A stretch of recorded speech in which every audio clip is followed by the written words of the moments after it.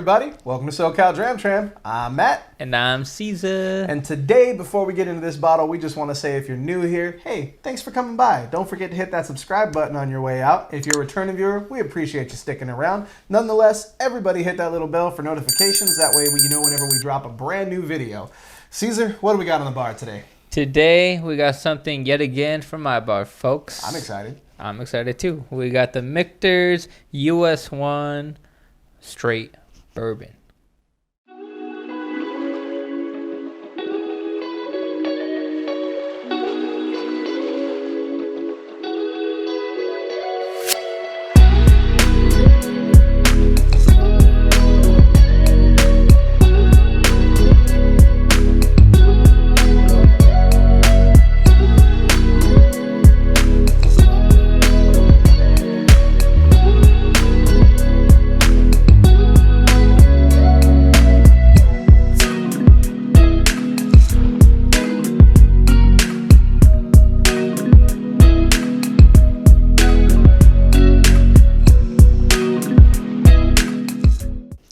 So guys, today we got this Michters right here. It's very core range. It's their US 1. So it's pretty much the most core it can go. I believe it's bottled at 45.7% ABV, which is, slightly above average. It's not bottom of the barrel by any stretch of the imagination. Not at all. However, folks, from the Michters Distillery, I'll have you know that Pamela Hallman is actually their master distiller. And not only does she have a great palate because Michters is amazing stuff, but she's actually the first woman master distiller in a Kentucky distillery since the Prohibition. Really? Yep. Interesting. And she's very well known too. So Watch us get that wrong and somebody calls me. Which should be totally, justifiable. It's happened. Check our Sagamore video. No, but that is the case here, and she actually apparently has quite the palate. Apparently, a bunch of master distillers she's very well known against with other master distillers. With that being said, this bad boy right here, I actually got $40, $39.99 at a local liquor store, which is actually retail price, which is probably the best you're gonna get. You usually see it between that $39 to $45 range. Yep. So that seems right in the middle there. I got it from Mr. K's Liquor. Shout out Mr. K's in Fullerton. Great beer selection and great liquor selection at great prices.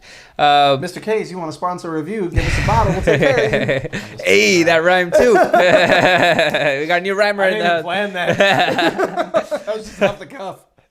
A cool thing that I'd like to let you know about I was about to say about the refinery. Working in the oil field, it just instinctively goes to refinery. No, in the distillery, is they actually do a double cycles. I believe it's called double the amount of cycles. What that means is in the winter time where the cask room is just chilling because it's winter, they actually turn up the heat to get a certain pressure in there, so that way the liquor is still absorbing, extracting and contracting. Exactly. So instead of just getting one turnaround time through a year, they have two because they're still keeping the cycle going manually. And I'm like, wow. To Texas, that'll happen automatically. No, but I thought that was pretty cool. I was like, all right, they have a standard for everything here. So I thought that was a pretty cool known fact about it. But enough about that. How do you think this is going to play out? Because I know we've had that 15 year at McAllen's. I think it was a 10 or 10 that year. Guy let us and it was very good. That was great. So I know Michters, when they first started out, they sourced. I don't know if this particular bottle is sourced. It doesn't look like it just by looking at the back of the bottle. The 10-year-old that we had was exceptional. It was good. Now, we were more than a few whiskeys in, so to say I remember it is pretty tough, but I remember it being like a brown sugar bomb. Yeah, I remember that. I also remember we had the Michter's American blended whiskey as part of a flight at McAllen's as well, and I remember liking that one as well. That one was very vanilla cream, like vanilla latte, like all the whiskeys that want to be coffee, that was doing that kind of a thing.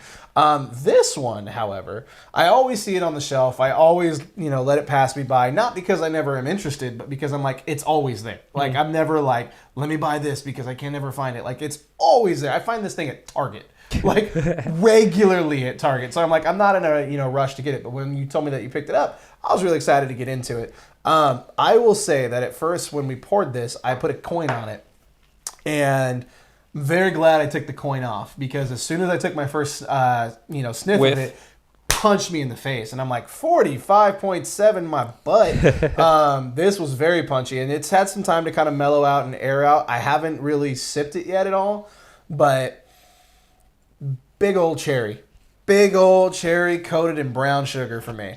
So you know what's funny? You know what I've realized out of including this, all the last 3 Michters we've had, Michters has an iconic, significant smell to them.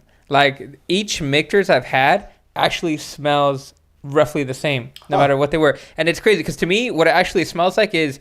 So, do you guys remember those whiteboard markers back in the day that had like a blueberry smell and like, you remember that? So, if there was like a brown sugar whiteboard marker, that's exactly what it would smell like, because you get a little bit of hint of that alcohol, and then just a bam, like, richness of the brown sugar. And I've had that smell consistently in every single Michters I've had, no matter if it's high shelf or low shelf. Like, this is technically, the core range, and it's still that significant Michter smell to me. Might just be me, folks. Let me know in the comments if you've had enough Michters, if you know what I'm talking about, or if I'm just going crazy. Well, it's interesting to me anyway, right? Because it's been a while since we had that. I mean, over a year. And so the fact that sticks out with you. I remember when you had your first sip of that one, the Michters 10, I believe, and you were pretty blown away by it. I remember like us sitting there in that group, and you were like, "Holy crap!" Yeah. I remember it being good, but I also brought my 10-year-old Deanston One Giant Leap, so I was like, yeah. Get out of here. But I will say again, brown sugar and cherry for sure. It's a little spiky, a little ethanol-y. So Kentucky straight bourbon, I mean, that's at least 2 years, I think, is the terminology for that. It's good, but that Sharpie note, the Crayola markers, right? I'm getting a little bit of that and that spikiness with the ethanol. You know what it's weirdly reminding me of, though? Because it's interesting. On the palate, it doesn't taste like 45. It tastes almost watered down. It's reminding me of Maker's. Ooh. Like Maker's Mark. And we haven't reviewed a Maker's Mark. We have the Maker's Cask Strength, if I'm not mistaken. Is that something you want to see us review? But I remember like sipping Maker's pretty recently, and I'm like, oh man, this tastes like Maker's. But it's not saying that it doesn't stand on its own. It's just saying that it's bourbon. Like, it tastes very similar to other bourbons. I'd be very curious to see what the mash bill on this one is. But, like I said, brown sugar and cherries on the palate. Like I said, a little bit spiky, but still enjoyable. Mm-hmm. Not anything that I'd be, offended by. It'd be really interesting, though, for this one is to see it in a cocktail. Because that ice would kind of neuter that ethanol. You're right. I'd be very interested to see what this would do in, like, an old fashioned or, like, a Rob Roy, things like that. So, what are you getting? Well, as far as the nose goes, just that whiteboard brown sugar Marky Bomb. Marky Bomb sounds like Marky Mark and the Funky Bunch. It's funny. I didn't even realize it was just the words were just coming out, and it's like that's the way it came out. But that's mostly how talking works. Okay, MFer. Okay. But another thing I'd like to add is it is chill filtered. But when I was reading, it also found out that each specific batch is customizably chill filtered. So it's not just the same, all right, just throw it in that, that block over there, that chill, just throw it in there just like every, no. It's like, all right, this is what we're going to have here. All right, this is how we're going to chill filter this. We're going to lay it out here. It's not the same process with every batch. So I was like, wow, all right, they're putting in the time and work. I mean, it is chill filtered, but they're putting in the time and work to make it customizably fit each and every individual cask, I guess. So I dropped 3 drops of water in it, and it brought out the cinnamon. This is big red gum with some water in it for me. It's still tasty, but when you bite into like a stick of Big Red, like you haven't had Big Red in a very long time, and you're like, oh man, I forgot how spiky this is at first. With the water, that's exactly the experience. But the one thing I'll say, with the water, it's still got some legs on the glass for sure, and I was just like very interesting on that one. But yeah, super cinnamon bomb with the water. I would definitely drink this one neat before I'd have it with water any day. Before I have it with water, I'm still tasting it. So halfway through the bottle, it's different, man. It's different because like before we started this video. How long have you had this now? Dustin? I probably had this like 3 or 4 months. Couple of months? Okay. Yeah. Like I was telling Matt right before we started this video, I was like, hey man, like when I got this, I was like, compared to the other ones, they were actually really good. So I didn't hesitate to pull the trigger on this. But I'm hoping, like as I've been drinking it, I've been hoping, oh man, I hope it gets sweeter. Oh, I hope it opens up more with the actual, that with time, as time goes by, the more I'm drinking it, the more it opens up, because the more aromatic, the more air is going into it, right? And up until now, halfway through the bottle, did I finally get that change? I got that change. So, folks, when you first buy it, at least for me, it was consistently pretty punchy. Like the alcohol bite was a little more bearing than anything else. But now, halfway through the bottle, oh man, it is all sweet all over the place, and it is great stuff. So, if you guys get this bottle or this US one, recommend stick through it. If you like it right away, hey. If you don't, stick through it, bear with it. Halfway through, it's going to get you. It opens up and it becomes nice and rich. Yeah, I think, I think for lack of a better word, right, this was interesting, right, because y'all didn't see it. Maybe you did, but we had to cut away for a quick second. And it gave the glass a little bit of an opportunity to kind of mellow out a little bit with the water in it. And before I was saying it was a cinnamon bomb, it's still pretty cinnamony for me, and it's definitely kind of like biting into a barrel stave with cinnamon on it. Damn. But that's with water. I think without water, I still actually really like this glass. Yeah, it's good. It's just bringing a point to say that I don't know if I would put water on this, but I still would be curious to see how this would hold up in a cocktail. Because it is got some boldness to it. It's got some body. However, like I said, with water, not so much. For me, anyway. If I had to, or you haven't even touched it with the water yet, have you? So I'm going to let him do his thing with the water real quick and keep sipping. And I agree with you. Like the spice spike came up. Hashtag spice spike. Yeah, that spike of spice definitely came up. I definitely agree with it being drinking it neat. However, I could see how, like, if a recipe involves, with a mixed drink involves some sort of cinnamon flavor, just adding water to it and then using that as your mix, then I could see it maybe work well in a mixed drink. But definitely, I would agree with it being neat. So go for it. Yeah. How much? You said 40, right? Mm-hmm. $40, regularly on the shelf, so core range. So you can definitely get this if you want to try it. Like it, neat. Didn't love it with water.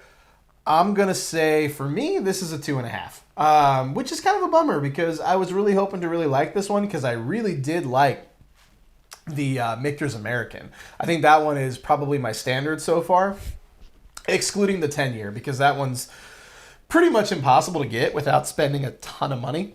And I'm at that point now in the journey where it's like we have so many bottles on the bar where unless I can get it for retail or damn close to retail, I'm not buying it.